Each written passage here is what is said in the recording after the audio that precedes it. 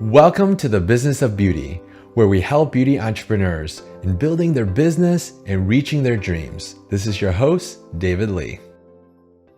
Hello, Beautypreneurs. Welcome to the Business of Beauty show, where we help beauty entrepreneurs in building their business and reaching their dreams. I'm your host, David Lee. Our guest today assists beauty industry creatives on their quest to connect, network, and build genuine relationships with the beauty community in a fun, relaxing, and upbeat environment through the power of networking and the Friends in the Beauty networking events. She is proud of the ability to create amazing opportunities for herself instead of just waiting for opportunities to come to her way. Her superpower is being a power connector. She connects individuals to each other who might not have met by natural circumstances. So I would just want to say welcome to the show. Is it pronounced Akua? Akua. Akua. Okay, Akua Robinson and Akua Robinson Artistry. So welcome. Thank you for having me. I'm so excited. Yeah. So tell us a little bit more on your networking, your business. How does it work? Okay, so as far as the networking, so I am a really firm believer in the power of networking. Just from my personal story alone, when I really sat down and thought about all of the big opportunities that I've gotten in my makeup business so far, they have all literally come from networking. Yep. So I decided to create Friends in Beauty to just have a place for beauty industry creators to have a platform to connect with other people in a relaxed environment, because I know networking is something that is really scary for a lot of people. Yeah. And people always used to come to me and ask me, like, how did you meet this person? Or I don't know how to start a conversation and all of those good things. So I just wanted to create a place for, people to do that. And just because I'm a really laid back person anyway, my events tend to still be kind of a reflection of my personality. So when people do come to the networking events, it doesn't feel like networking. They're just having a good time and just connecting genuinely. Okay, I know. So are these, just to clarify, these are like local in-person events, right? So I'm guessing it's a little harder right now, right? With the situation we're in. But typically, how long have you been doing this, the setting up the networking? Yeah, so I've been doing the Friends in Beauty events for a little over a year. Nice. And they are based in the DC, Maryland, and Virginia area right now. But cool. For 2020, my plans were to go on tour. So I had this whole 2020 tour. All planned out. And then this thing happened, right? This thing happened. So it's about 4 cities that I should have hit already. Yeah. Yeah. Okay, well, hey, you know what? Things happen, but the beauty of being an entrepreneur, right? We're able to pivot and we change, we adapt, and we get, we take on whatever comes at us, right? Exactly. So now, before you started your Friends in Beauty like event or networking groups, what did you do prior to that?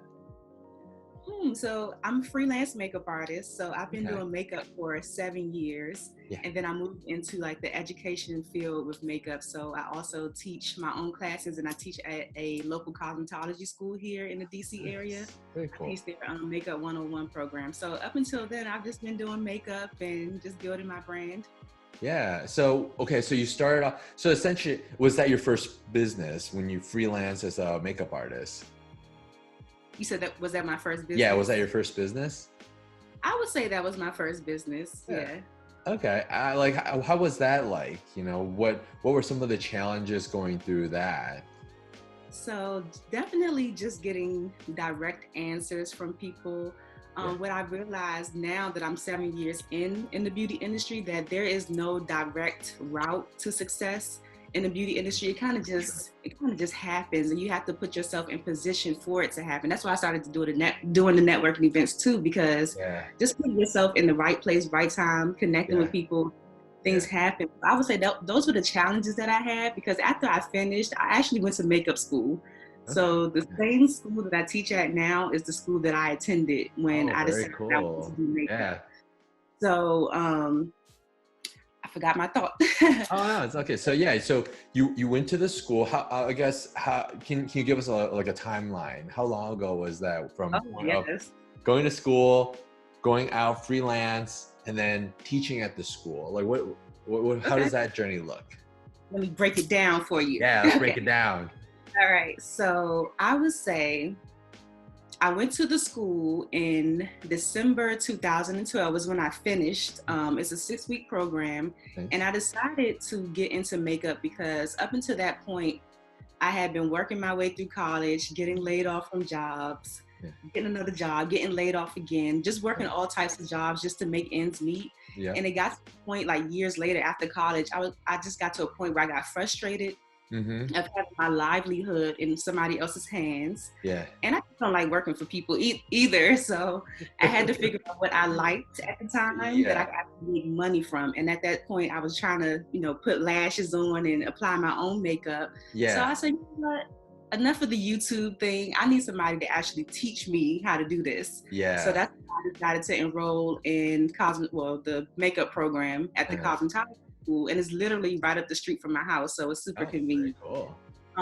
Well, once I did that, finished the course, and I kind of just ran with it afterwards. I was telling everybody I was a makeup artist. Oh, and nice. up until that point, I never even wore, makeup. I was 26 at the time, never wore makeup, so people kind of just sat back and just watched the journey unfold. Nice. But so this is 2012, 2013, right? Yeah, 2012, 2013. 2013, I met my mentor, who was Morel Hollis, and he kind of just took me under his wing. And I'm so grateful for the opportunities that he has presented to me, because it allowed me to see what was possible in the beauty industry from the very beginning. Because I know a lot of times, if you're just starting out, your family and friends might not support you. They don't see the big vision. They don't know all of the things that the beauty industry does. Like the opportunities. All of the opportunities, all of the like you watching a commercial, you watching a movie, all of those people have makeup. So just connecting with him and just getting that big picture was amazing. I've gotten to work on a Black Opal beauty campaign with him, Essence Magazine, the Bad Boy reunion tour. Nice. The things that I've done outside of that is Love and Hip Hop, Atlanta and New York, just working on those reunions. And then just throughout the years with me networking, all of these opportunities from networking, I met a guy at my mentor's birthday party who happened to be a producer for an off-Broadway play. And that led me to San Francisco for 1 month. I had never been on the West Coast before. Oh, okay. Never had somebody paid for me to travel somewhere. Paid for and I got top of that. Yeah, like you're paying for my ticket and for my room and board. It's like a free vacation, right? You're paying me on top of that. Yeah, you're paying me on top of that. Man, sold, right? Right. So then just working my way throughout the industry, I got into education in 2017 because a lot of people kept asking me to teach them, and I never saw myself as an educator ever. And I just kind of just took a chance on myself. And from that day, it was October 15th, 2017. I'll never forget. From that day on, I knew I was an educator. I just had too much fun. I was like, this is work. And I got so much good feedback from everybody that was there. So I started doing coaching programs and everything like that. And the founder of the school saw everything that I was doing with my own personal classes and invited me back in 2018 to be the instructor at the school. Nice. So it's been a journey. So much that has happened in between then, but that's pretty like the gist of it. And it sounds like one of the biggest driving factors is you willing to get yourself out there and not being afraid and just networking, reaching out. Now, I'm curious, how did you find your mentor? Okay, so that was really easy. So the school that I attended, Bennett Career Yeah. Institute here in Yeah. Washington, D.C., Mm-hmm. they used to do this thing called a celebrity makeup artist symposium where they would bring in all of these celebrity makeup artists for a weekend and Yeah. they would teach classes, hands-on classes. Yeah. And I was on the committee for the symposium. So we were Yeah. told, hey, if you're on the committee, you can choose whoever is coming to assist them. So I Ah. had this other makeup artist who I adore. Her name is Danessa Myricks. Yeah. I had her on my list, but she ended up not being able to make it. Ah. So when I saw Morel Hollis on the list, he's really popular now for doing Wendy Williams. So he does Wendy Oh, Williams cool. makeup. So, and I love that show. So I was like, Yeah. hey, I'm choosing him. Yeah. And what happened was I assisted him. And I remember the second day, the last day of the classes, I went downstairs and I set up his kit the Yeah. exact same way that he had it the day before. Yeah. And when he walked in, he was just like, oh my, he was blown away because that's kind of a big deal. Like makeup artists, we have a lot of stuff. And if somebody Oh, actually remember, like, oh, you had attention to detail. He had the pencil sharpener right here. I'm putting the pencil sharpener right here. Oh, yeah. I had it to a T. So Nice. from that day, he was like, you know what? I want you to come to New York one day and assist me. Wow. And the person that I am, I kind of took it with a grain of salt too, because at that time, I think I was only maybe 5 months into being a makeup artist. So I didn't really understand. So you didn't understand like how big of a deal that was. Exactly. Yeah. But one thing I knew was we exchanged numbers and he said what he said. So I just continued to follow up with him. Yeah. Hey, it's here. Don't forget about me. Hey, Yep. let me know when you need me. And Love it wasn't until February the next year when he said, hey, I got this thing. I need you to come to New York next week. Yeah. And what I want to point out to that fact is that I know a lot of people get discouraged when they reach out to people or they're scared. A lot of people would have quit, but I was like, you need to tell me no in order for me to say, what's the worst thing that can happen? They say no, right? You're just like, you're still here. Everyone's okay. Yeah, it's okay. Yeah, I love it. Yeah, it's that like that hustle, right? It's just that non-stop being relentless. I mean, it's some people also look at it as like, oh man, I don't want to be rude or I don't want to be, like overbearing. Like, trust me, you're not. Most people are actually on the spectrum of, okay, they're not responsive. Then what ends up happening is they're like, well, maybe she doesn't care. Maybe she doesn't want to do this. If she really wanted to, she would have messaged me. Maybe she would have stayed in touch with me for the whole freaking year, right? Exactly. So yeah, that's amazing. So yeah, thank you so much for sharing that story. It shows our audience, our viewers that are listening in, that it requires, see, people think it's just luck. No, it's not just luck. Sure, luck has a little bit to do with it, right? Starting off but willing to, okay, I'm going to school, right? I'm bettering my education. Then I'm taking another initiative to set up and have that high level of attention to detail of placing everything as is and then blow them away, right? So then you separated yourself from your competition, right? Everyone else, because I'm sure this opportunity, any other makeup artists were like, yeah, I would love to do that. But unfortunately, they didn't get it. But fortunately for you, you did, because you separated yourself. You stood, above and, the rest. So I love that. And finally, you kept up with it. And that's the other piece. That's the second half that most people don't do, right? Yes, the follow-up is the follow-up. And that's not just finding a mentor. That's in sales, that's in life, that's in everything that you do, right? You start off with one and saying no once, even if they do say no, or maybe, it's like a soft no, like, hey, sorry, we're busy right now. I can't bring you on as a student, or I can't be your mentor, but that doesn't mean it's forever, right? So just not giving up.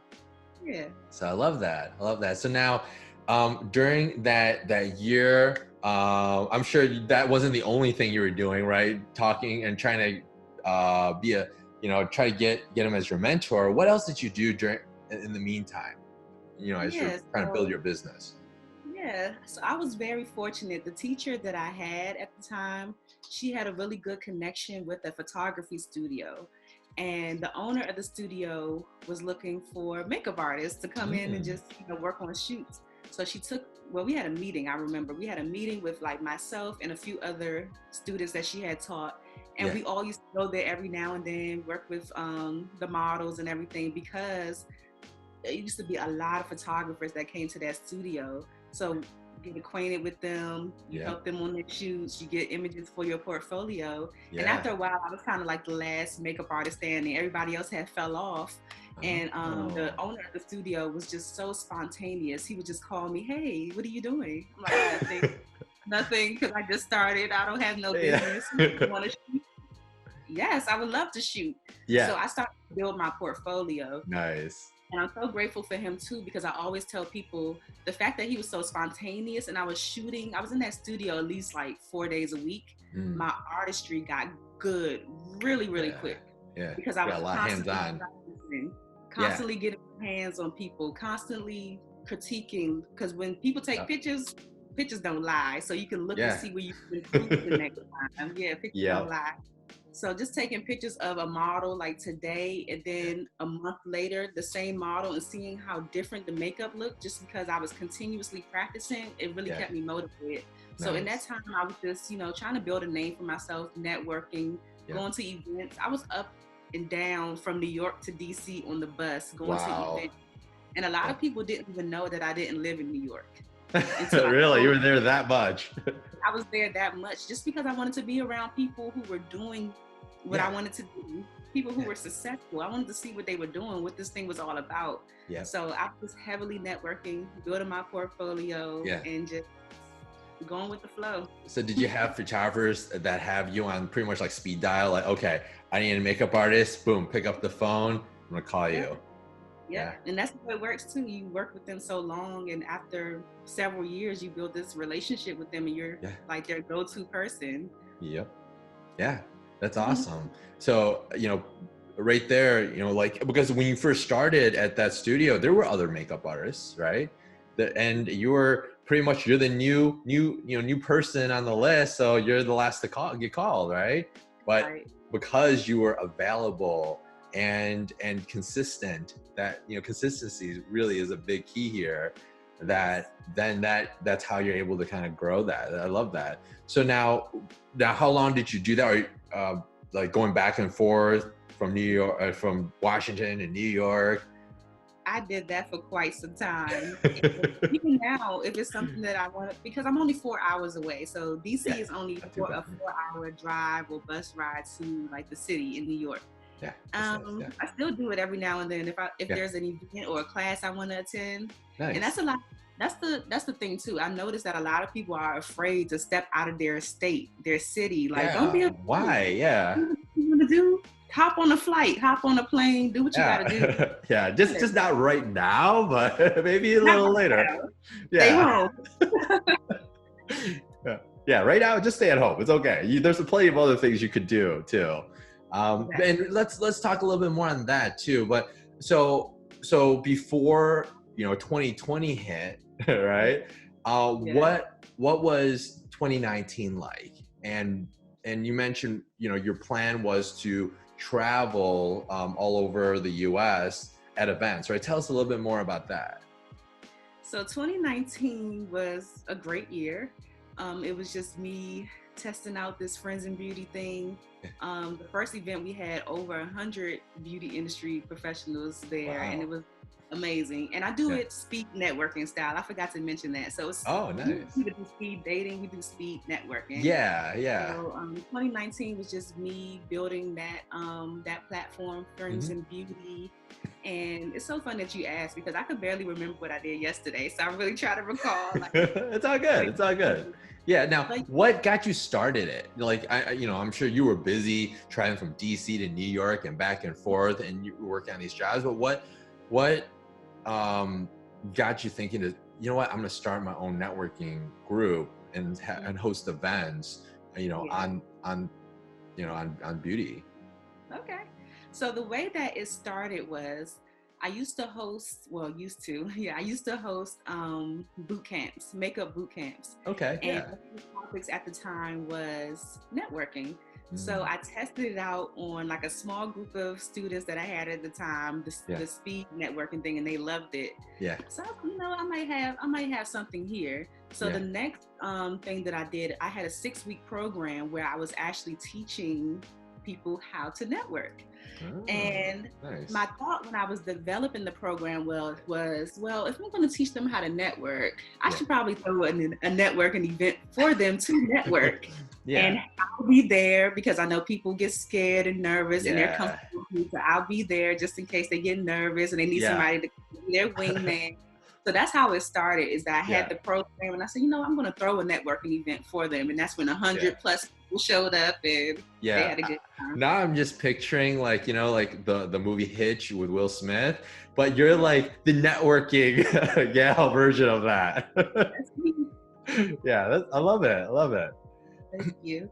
So now, your plan, so tell us a little bit more, like, so for 2020, you were planning to expand these networking groups in different cities throughout the US? You're traveling from location to location?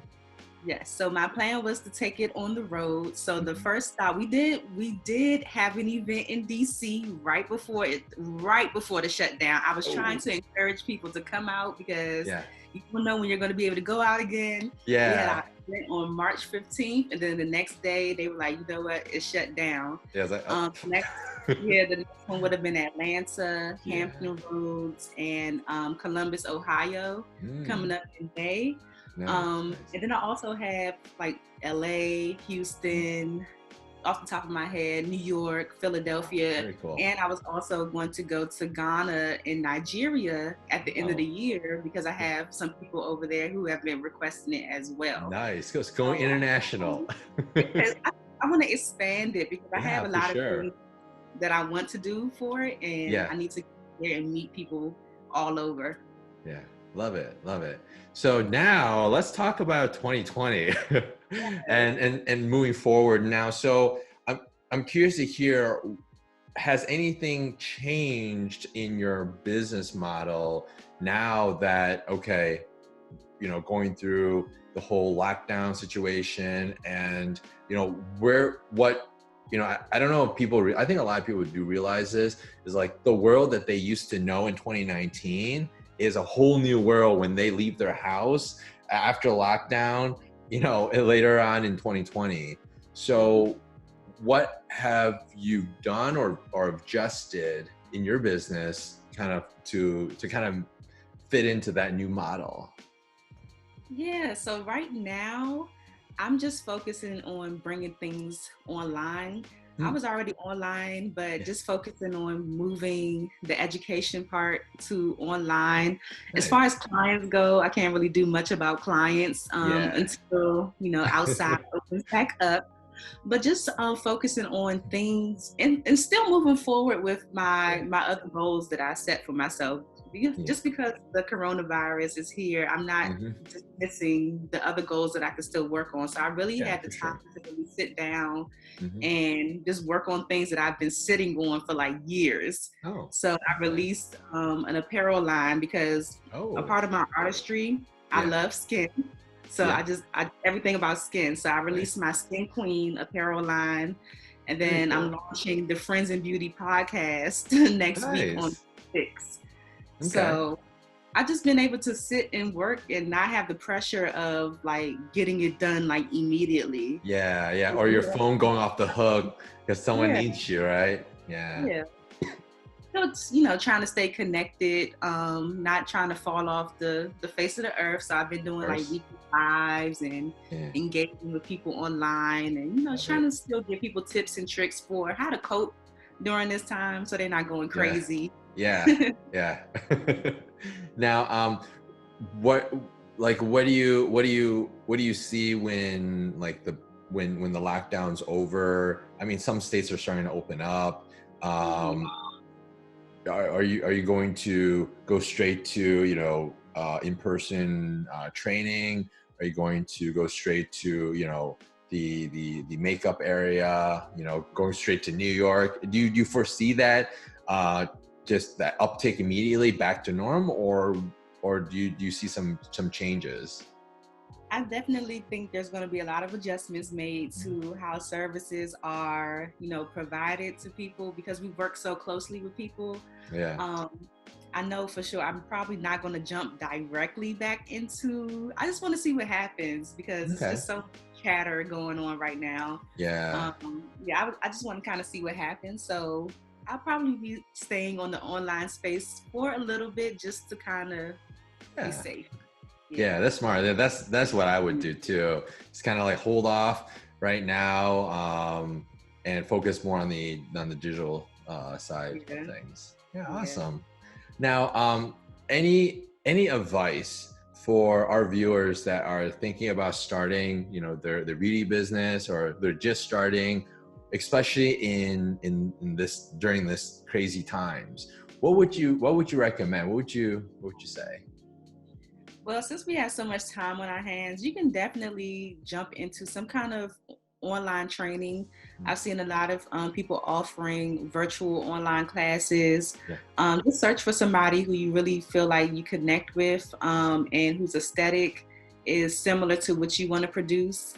And just check them out, practice, get started. How about that? Just Yeah, make the just get decision started. that you're going to start because you've probably Yeah. been thinking about it for some time. Yeah. And once you start, you're probably going to be wondering what took you so long to start in the first place. So just go ahead and get started, get your hands on yourself, or if you're quarantined with somebody that you can, play around with. Yeah, I need a test subject here. Yes, Yeah, just do it, just start. just do it. Okay, love that. Love that. Now, thank you so much for for being on the show and your time. So how can our viewers and our audience reach you? And can you also give us more information about the new podcast and everything else, on this? And we'll make sure to put it in the show notes and the resource area too. Okay, so everything is consistent for me. All of my social media is my first and last name, Akua Robinson, Akua Robinson. And then I also have the Friends in Beauty page, which is Friends in Beauty. And we're still growing that page. And as far as the podcast, I just got inspired. I love podcasts. That's why it's just so exciting to even be here on this podcast. I love podcasts. Yeah. And I really just saw it as an opportunity to grow the brand, grow my visibility, Mm-hmm. talk to people, different experts. I'll be interviewing different experts from the beauty industry or people who can contribute to the beauty industry space with what they do. Just getting their insight and having real talk, getting real advice, Mm-hmm. and just learning like the keys to success and longevity in the beauty industry. And I say real talk because a lot of times there's so many things that beauty industry folks don't want to talk about. It's like so hush hush. Oh yeah. Or there's certain taboo topics. We'll be diving into taboo topics that nobody really wants to, ask, but they want to know the answers to. Yeah. That sort of thing. Love So it. Love it. Yeah, you're exactly right. And that's similar to kind of like what I look at. It's like, okay, like rather than for someone that's trying to start their business, trying to understand and go through the same hurdles as others, why not have, a channel or something that they can learn from?